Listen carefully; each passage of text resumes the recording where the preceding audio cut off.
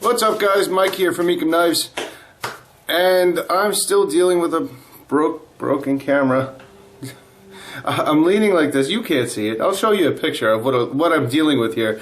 There's a big white bar right here in the middle of my screen. Excuse me.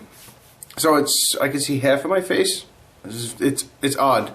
I've been putting together some money to get another camera.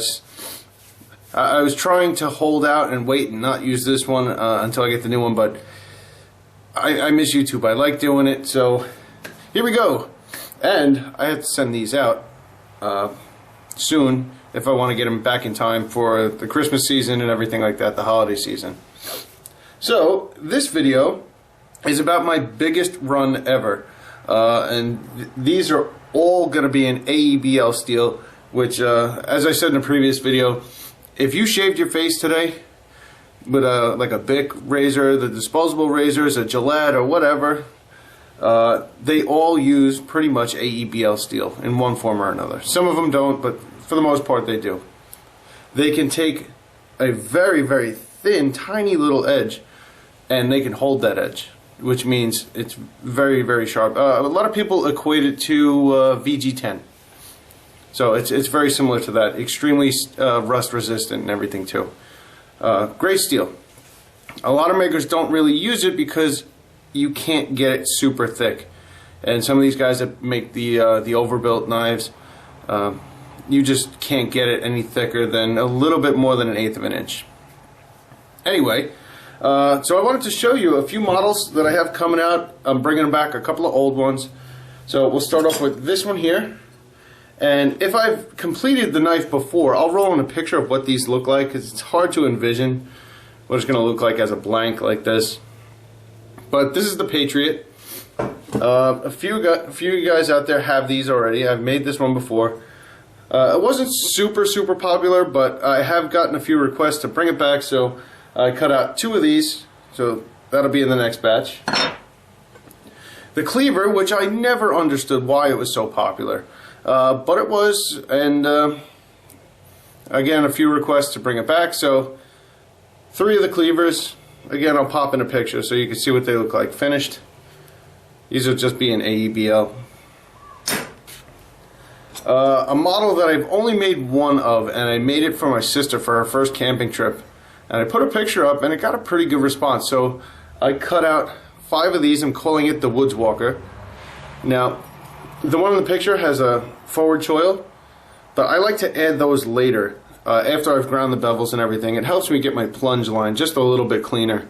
When I'm trying to grind in a finger choil like that, it's a little odd for me. Maybe I just need to practice. I notice I keep leaning like this so I can see myself in the little corner of the camera. Alright, I'll try to lean a little less. But yeah, 5 of these. I'm calling this one the Woods Walker. Now, these 2, before I get ahead of myself, these 2 were traditionally hollow ground. Very pretty grinds on them. But this one, I want it to be like an all-purpose camp knife, so I'm thinking of, and the one that I did make was flat ground, so I'm thinking I'm going to flat grind this one too. And the forward choil, I guess, will be optional.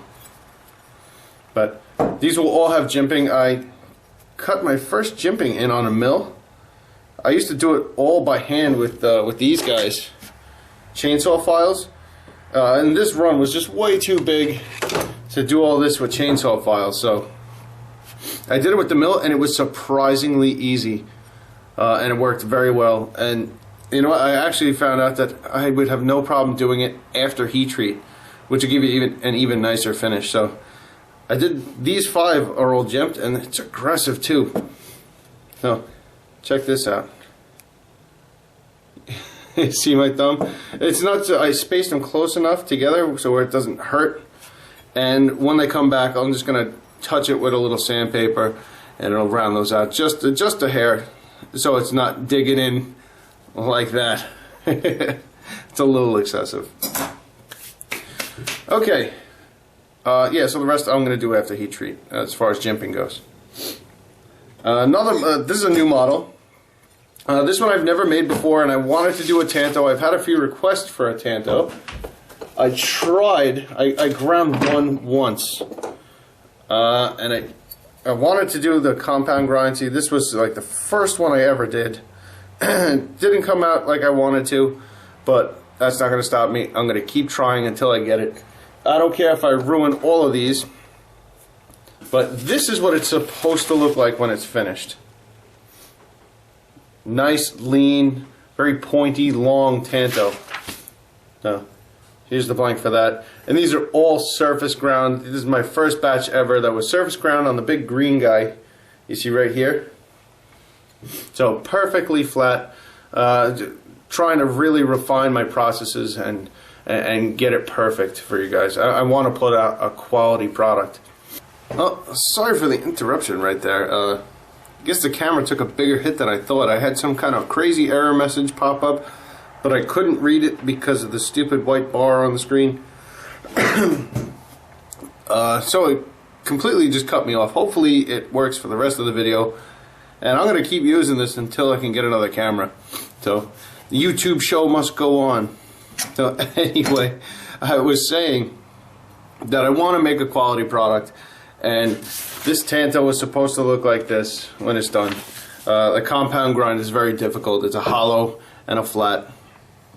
And about the quality product thing, the higher your quality level is, the less you have to advertise because your product will speak for itself. And that is my goal. I want to give you guys good stuff, and I want to make you guys happy. For a good price, of course. So, alright, moving along. Oh, and I don't have a name for this one yet, because I don't know if it's going to survive. We'll see. I'll figure it out. This one is a remake of an old blade. The very first blade I ever sold, I called it the 800. If I still have a picture, I'll pop it in right here. Like I said, very first one I ever sold to a local guy, and I brought this one back because that same local guy says, I want another one for my son. So I said, all right, well, it's been about a year. I've advanced quite a bit. You know, I could do a better job. So we'll see what I could do for you. So here's the revised model. He wanted the sheep's foot blade with a kind of a subtle belly, and he also wanted the forward finger choil. So here's the prototype of it, so you can get your full grip like this. Way up here, it'll be jumping up here, and to choke up, you got that forward choil, so you can get way up there, and you can see how far I'm choked up, and do your fine detail work. I know I'm doing it again. I'm leaning off camera. I really need a new camera. Alright, so that's the 800. I made 5 of these. Obviously, one is spoken for. And the only reason I took his order is because he's a local friend of mine, and he took a chance and he bought my very first blade. Not the first one I ever made, the first one I ever sold. Okay, next model. Yeah, I bet you didn't see that coming. I wanted to make Christmas gifts for family and stuff, and what better way for non-knife people is to give them a knife that they use every day. They don't even realize it.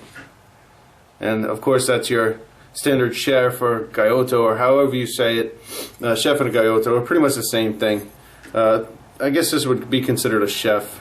About 8 inches long, and I made it the maximum dimensions because it fits on my surface grinder diagonally like this. Like, it seriously barely fits.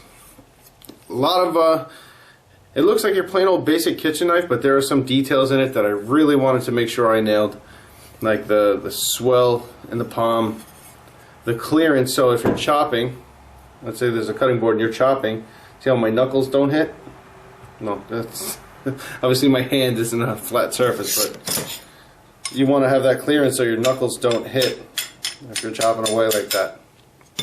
And of course you got your roll chop. You could choke up and do that kind of stuff. I don't know. I'm not a chef. I asked a couple of people that are chefs, you know, what they look for in a chef's knife, and this is what I came up with. So it looks pretty traditional. It's very, very subtle differences. So there's 6 of these going out to heat treat, and the one, the bane of my existence, I guess, the one that I have yet to figure out. Well, every day I get a little bit closer. is this. The frame lock flipper. And this one, I have some work in progress stuff coming in. I did have my old model, which it worked, but I wasn't 100% happy with it. So here it is all set up. There's no stop pin in it, so it's just gonna flip like that. But I mean, it flips and everything, but I just wasn't happy with the lockup. It's just subtle differences that I needed to do, and I didn't like the stop pin location and the way it dragged the detent. I want it to be super smooth. I want it to be perfect. So that's 10 blades that ended up in the trash can. Well, not in the trash can. They're hanging on the wall back there. But I just use them for whatever. That one's probably never going to get made. There's a design flaw in it. But these ones are my next attempt. So there's 9 of these. And this one, the name is classified right now. Because if it works, it's going to be my flagship model. And I will try to make a lot of these. So, anyway guys, that's about it. I'm going to send these off to heat treat. Turnaround time is probably about 3 or 4 weeks. Especially I wanted to get it done now because right before the holidays the heat treat guy will get busy with all these other knife makers sending in their stuff for Christmas orders and holiday orders and all that. So I want to get on top of it, and this year coming up I want to take my knife making a little more serious and just be more productive. That's my big thing. I don't want my quality to fall off, but I want to make more. So every day, and I get up for work at 3 o'clock in the morning, by the way. And I'm at work by 4:30, 5 o'clock in the morning. And as soon as I get home, I jump in the shop and I'm getting here till about 9 o'clock at night. So I pretty much leave. I have time to eat and sleep. I can't tell you the last time I turned on the TV. But no sob story here. I love it. You know, and you got to put the work in if you want the results. That's the bottom line. So, well, by the time you see this, I'll probably have already uploaded a tutorial because I keep promising you guys tutorials. So, I'm going to take a friction folder blade, and like I said, I probably already started this tutorial because I'm going to upload this second. And I'm going to take you through a couple of tutorials that I wanted to show you all along, and hopefully my camera survives this time. Alright guys, Mike here from Ekim Knives. Have a good day. Thanks for watching the videos, and I'll catch you on the next one.